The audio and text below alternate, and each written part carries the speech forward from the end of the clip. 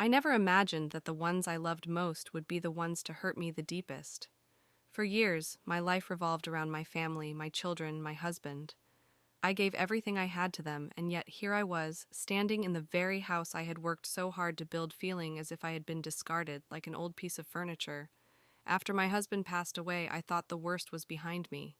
The pain of losing the love of my life was unimaginable, but I thought perhaps my children would be the ones to offer me some comfort. After all, they were my flesh and blood. They had always been my source of strength, but it didn't take long before I realized that they saw me as nothing more than a burden. I had always wanted to leave them a legacy, a gift to show my love for them even after I was gone.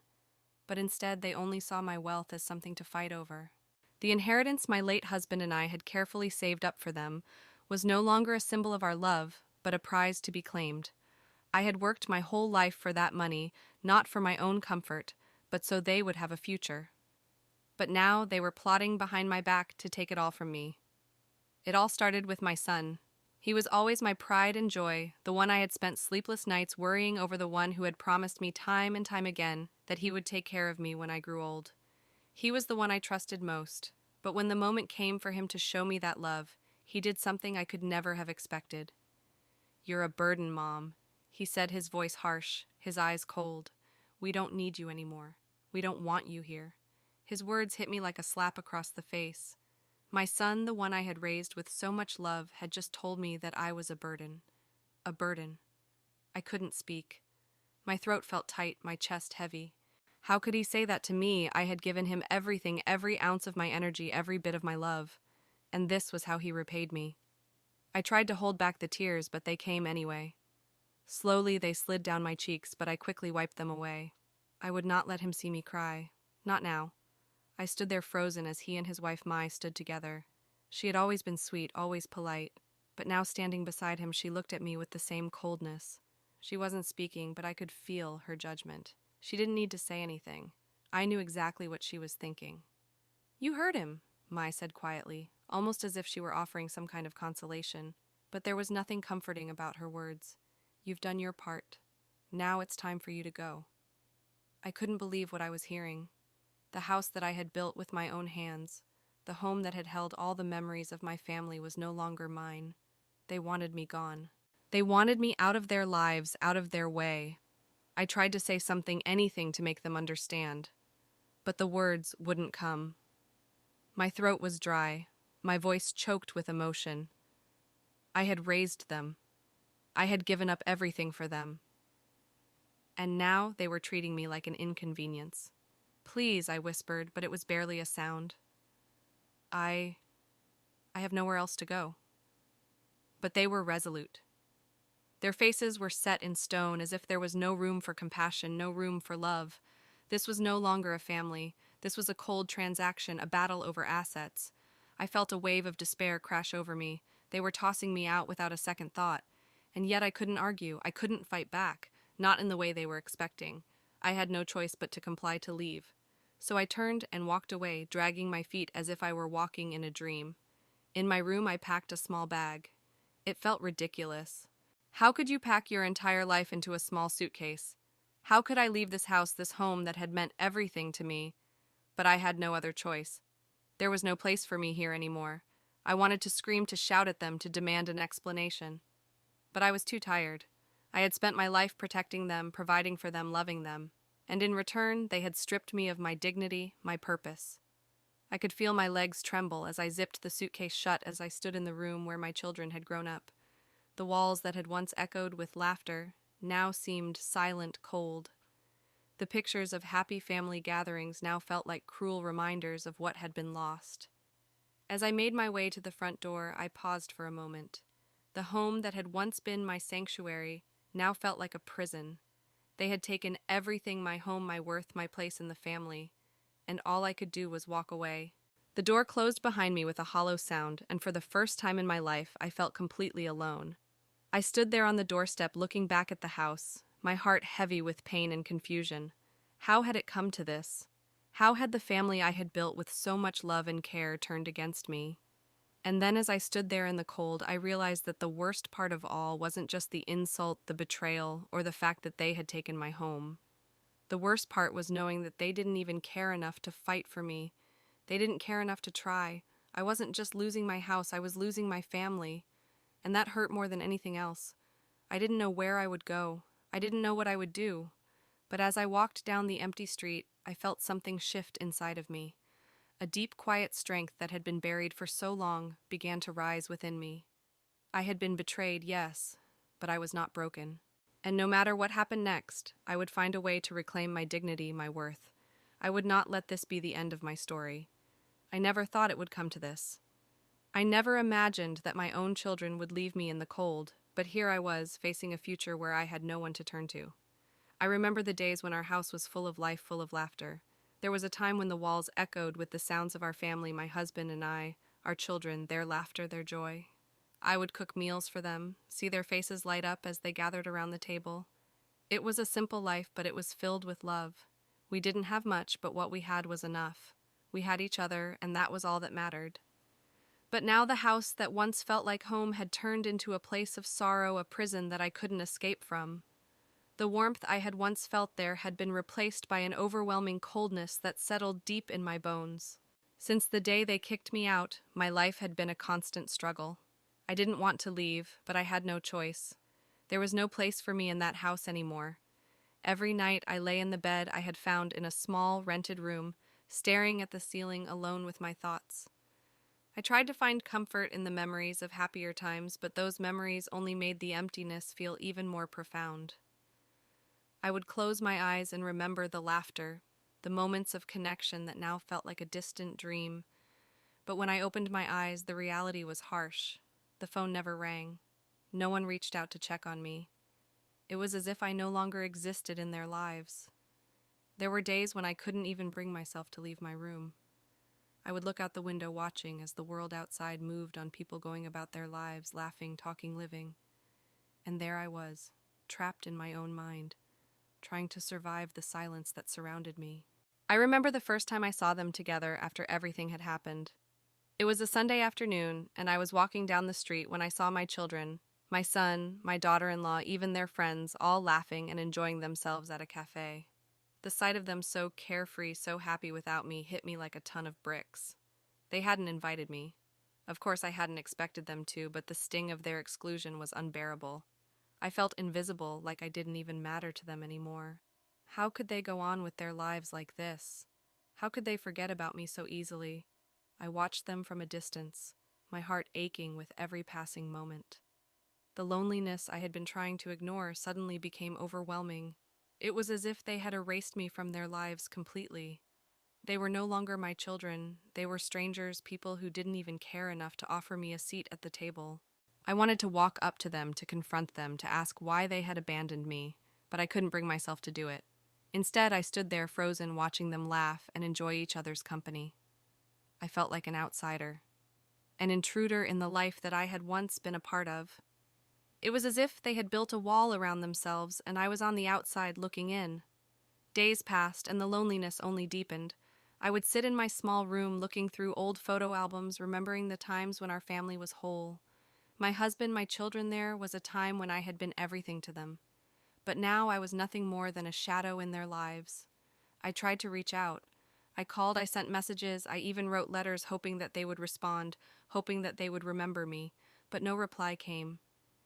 It was as if I no longer existed to them. Even my daughter-in-law, who had once been so sweet, now seemed to avoid me at all costs. She didn't want me around.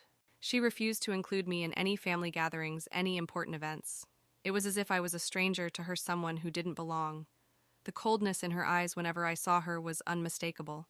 She had become another person, a person who saw me as an inconvenience, as something to be pushed aside. I remember one particular day when she came to the market near my room. I was walking by when I saw her with a group of her friends. She didn't even look at me, didn't acknowledge my presence. She acted as if I was invisible, as if I wasn't even standing there. I wanted to call out to her to remind her of the woman who had taken her into the family, who had treated her like a daughter. But I couldn't bring myself to speak. My heart felt heavy, my chest tight with the weight of the rejection. It wasn't just the silence that hurt. It was the realization that I no longer had a place in their lives. I had spent my entire life caring for them, nurturing them, and now they didn't even care enough to give me a second thought. I felt discarded like a piece of trash that no one wanted.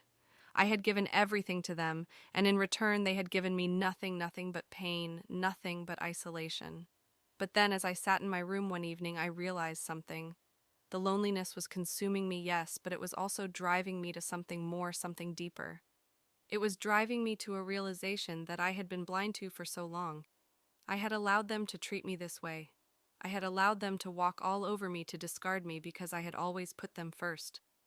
But now I was no longer willing to live in the shadows. I didn't know what the future held. I didn't know where I would go or what I would do. But one thing was clear: I would no longer accept being invisible. I would no longer allow them to erase me from their lives. I would fight not just for the inheritance that was rightfully mine, but for my place in this world.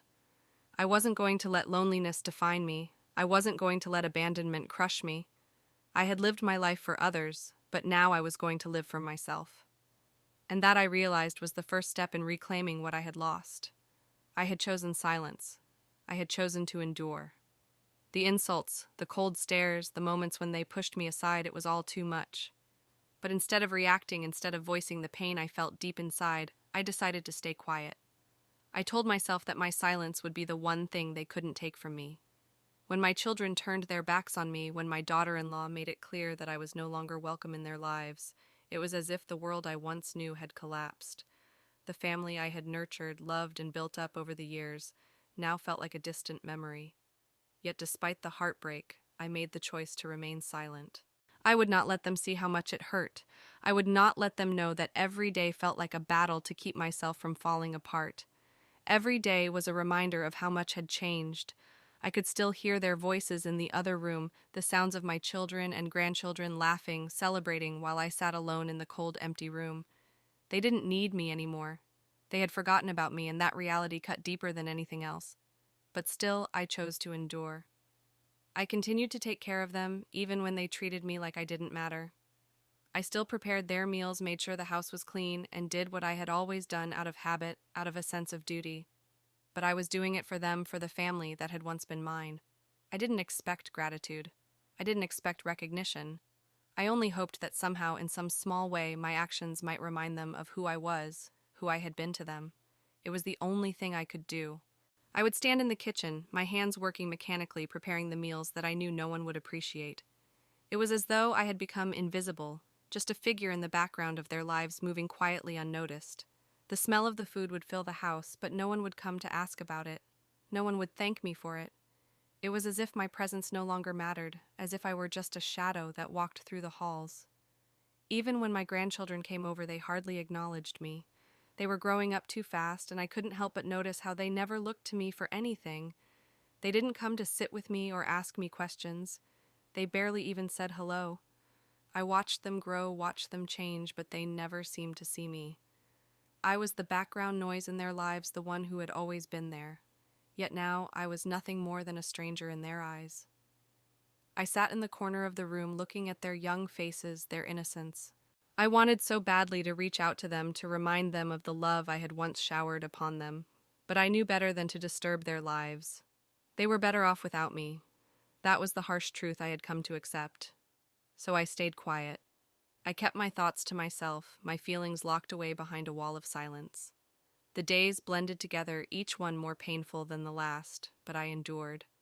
I told myself that patience would be my ally, that one day they would see the sacrifice, see the quiet strength in me, and perhaps then they would realize how wrong they had been. But as time passed, I began to feel something more than just pain. The silence, the endurance, it was wearing on me. It wasn't bringing the peace I had hoped for. Instead, it was turning into something else, something darker. I could feel the bitterness slowly creeping into my heart, a quiet resentment that I tried to suppress. I wasn't sure how much longer I could keep this up. Still, I stayed silent. I told myself that this was my test. I had given everything for them, and now I would give this too, my silence.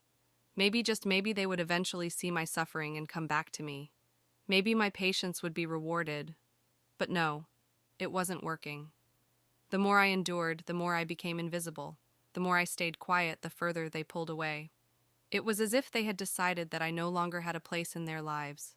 I watched from the sidelines, waiting for something to change, waiting for them to see me again. But each day the distance grew. I had hoped that the pain would lessen with time, that the wounds would heal, but they didn't. Instead, the silence became more suffocating, more unbearable. It was as if I was suffocating in my own skin, trapped in a life where I no longer mattered. Yet even as the loneliness wrapped itself around me like a heavy cloak, I didn't give up. I refused to let them see the toll it was taking on me. I refused to let them know how deeply their rejection had hurt me. I would carry the pain alone if I had to. I would suffer in silence if that's what it took. Then one night, after another long day of silence and solitude, something inside me shifted. I sat in my room, the cold creeping in through the walls, and I realized that my silence, my endurance, had not brought me any closer to them. It hadn't brought them back. It hadn't changed anything. But what if it was time for something else? What if it was time to stop waiting for them to see me and start seeing myself? I had spent so many years putting everyone else first, making sacrifices, giving everything for the family. And where had it gotten me? They had taken everything I had given them and discarded me when they were done. I had been patient, I had endured. But now I needed more than just survival. I needed to reclaim myself. I couldn't keep waiting for them to come around. I couldn't keep living in this cycle of pain and silence. I had to make a change, and it wasn't going to be easy. It would require courage, something I hadn't felt in a long time. But I knew that if I wanted to take control of my life again, I had to stop being silent. I had to stop enduring. Endurance alone wouldn't bring me back to life, but resilience could. I knew now that silence was not my strength. My strength came from my ability to stand up to fight for what was rightfully mine and to demand the respect I had always deserved. I wouldn't wait any longer. I wouldn't be invisible anymore. I had been pushed aside, but I was not going to stay there forever. My patience had been tested, but now my resilience would guide me. I would not allow them to erase me from my own life. I had endured enough. It was time to act. The silence, the endurance, they were no longer my choices. It was time to fight. Time to reclaim my place in this world, my dignity, my worth. Time to stop being invisible. For months I lived in silence, nursing my wounds in the dark corners of my mind. But I couldn't stay quiet forever. The more I endured, the more I realized that I had to act. No one would stand up for me except myself. I had to reclaim what was rightfully mine, even if the journey to do so seemed impossible. I knew that I couldn't let them steal everything from me without a fight.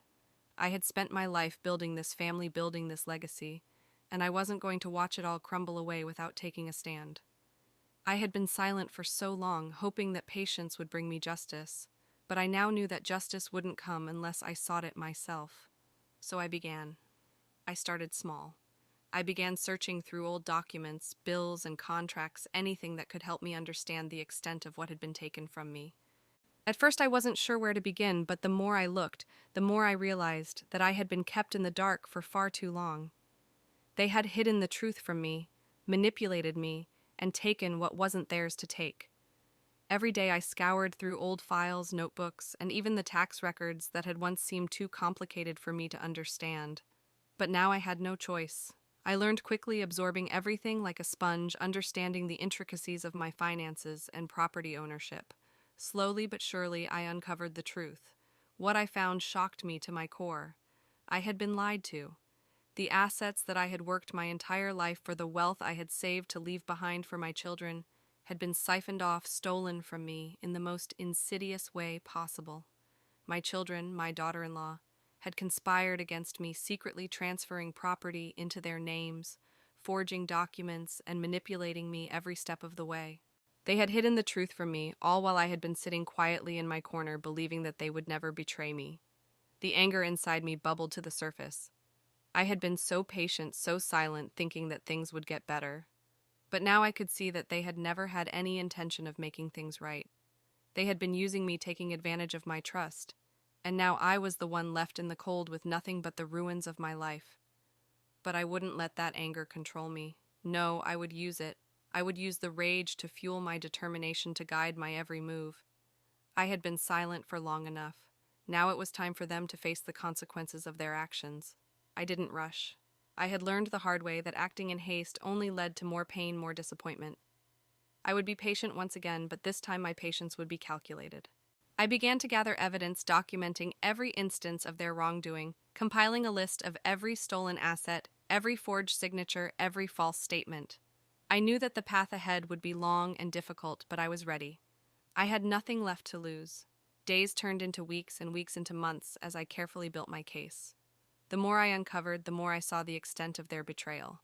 But instead of confronting them directly, I kept my cool. I knew I had to be strategic to outsmart them at their own game. I wasn't going to make the same mistakes twice.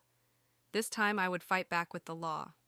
I hired a lawyer, someone I trusted, to handle things with the level of professionalism and care that I needed. It wasn't easy. The legal world was complicated, and it took time to learn how to navigate it. But I wasn't afraid anymore. I had spent too long in the shadows. Now I was ready to stand in the light. When the case was finally ready, when everything was in place, I took the first step. I filed the lawsuit. I wasn't going to let them get away with it. I wasn't going to let them take everything from me and walk away unscathed. I would fight for what was mine, and I would not stop until I had justice. The court hearings were long and grueling. I sat in that cold room surrounded by lawyers listening as they tried to twist the truth to cover up their lies. My son, my daughter-in-law, and their lawyers tried to paint me as the villain, someone who was just trying to cause trouble, but I didn't let their words shake me. I had the evidence. I had the truth. Each day in court felt like an eternity, but I held on to my composure. I didn't let them see my fear or my doubt. I had spent too long in silence, and now it was time for my voice to be heard. With each piece of evidence I presented, I could feel the tide turning. They couldn't hide the truth forever. The moment I had been waiting for came when I presented the final piece of evidence, a forged document that had been signed in my name without my knowledge. It was the moment that changed everything. The look on my son's face when he realized that his lies had been uncovered, it was priceless. His arrogance had been his downfall. I had won. But it wasn't just about the money. It wasn't about the assets or the property. What mattered more to me than anything else was the sense of justice, the satisfaction of knowing that I had stood up for myself, that I had fought for what was rightfully mine.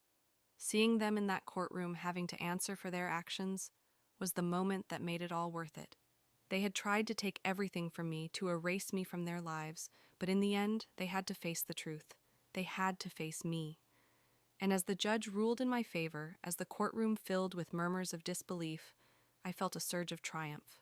I had not only won back what was mine, but I had also regained my dignity, my power.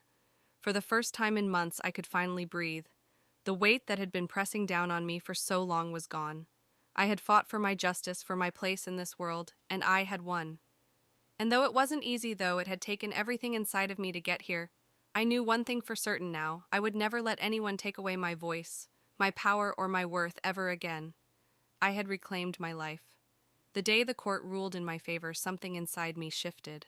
It wasn't just about the victory or the material things I had regained.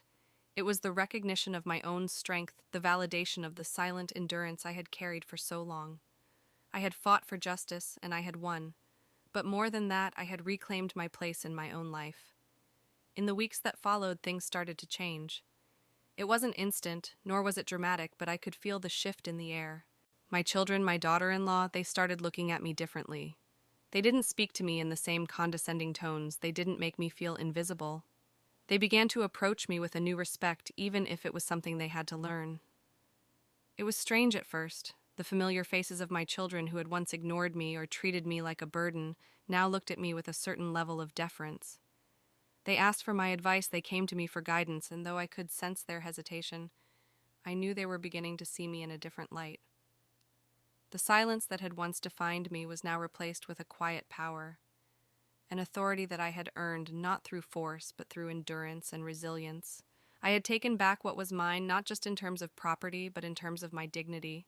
And as I watched my children, my daughter-in-law, and even my grandchildren approach me with a new sense of respect, I knew that the battle had been worth it.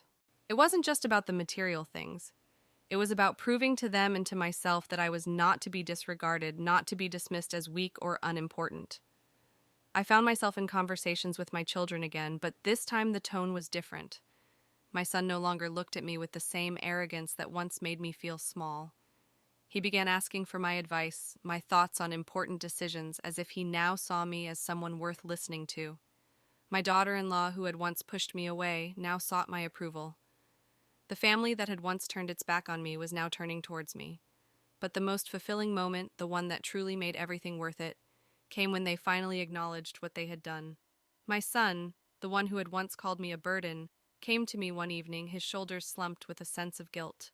He had always been proud, stubborn, too proud to admit his mistakes, but now he stood before me, looking at me with remorse in his eyes. "Mom," he said, his voice quieter than I had ever heard it. I was wrong. I should never have treated you the way I did. I'm sorry." The words were simple, but they were the ones I had waited for, the words that healed a wound I hadn't known could be healed. He had apologized, and though it didn't erase everything, it was a start. Mai too approached me with a sense of contrition. She had been the one to stand beside him, the one who had reinforced the coldness, the cruelty. But now she stood before me with her head bowed, her voice softer than it had ever been. "I'm sorry too," she said. "I never realized how much you had done for this family. I was wrong to turn my back on you. I didn't want to hurt them. I didn't want to see them suffer. I didn't need to exact revenge. What mattered to me more than anything was for them to understand the value of family, the importance of respect and love. No amount of material wealth could replace that. My dignity, my honor were not for sale. I didn't want their apologies because I wanted to punish them. I wanted them to understand that their actions had consequences, that love, honor, and respect were the most precious things a family could have, and they couldn't just be traded for property or money. It wasn't about revenge. It wasn't about making them feel the pain I had felt. It was about them learning to value what truly mattered, the bond that held us together as a family. I wanted them to realize that there was no price for respect, that no matter how much wealth they acquired, it would never be enough if they didn't have each other. As I watched them come to me as they apologized, something shifted inside me too. I no longer felt the need to hold on to my anger, to clutch onto the resentment that had once consumed me. I had fought for what was rightfully mine, but I didn't need to hold on to the past. The past had already given me the lessons I needed. What mattered now was the future. For the first time in a long time, I felt free. The weight that had been pressing down on my chest for so long was lifted. I had taken back what was mine, not just in the legal sense, but in the emotional sense as well. I had found my voice, my strength. I had proven that I still had value, that I was still a person worth listening to. I had earned my place in this family again, not because of what I had done for them, but because I had learned to stand up for myself, to demand respect, to never allow myself to be invisible again.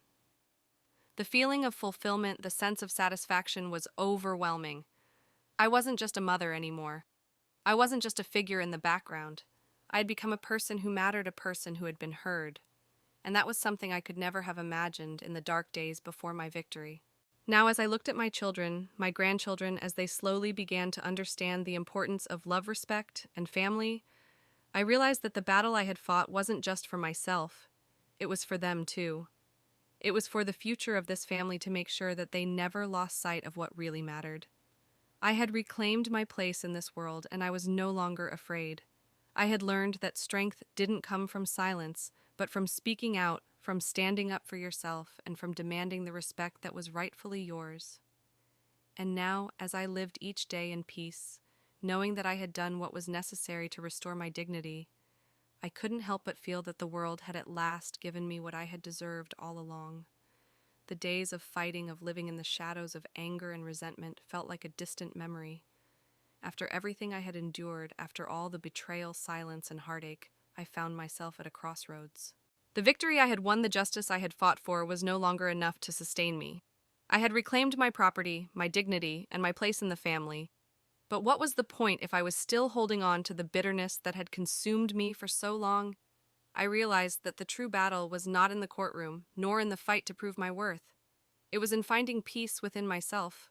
I had spent years striving to please others, to protect those I loved, and to fight for respect. But in the process, I had forgotten how to take care of the most important person, myself. Now, as I stood at the end of that long road, I knew that the only way forward was to let go of the anger and seek the quiet peace that had eluded me for so long. So I decided to release the weight that had been bearing down on me. I decided to forgive not just them, but also myself.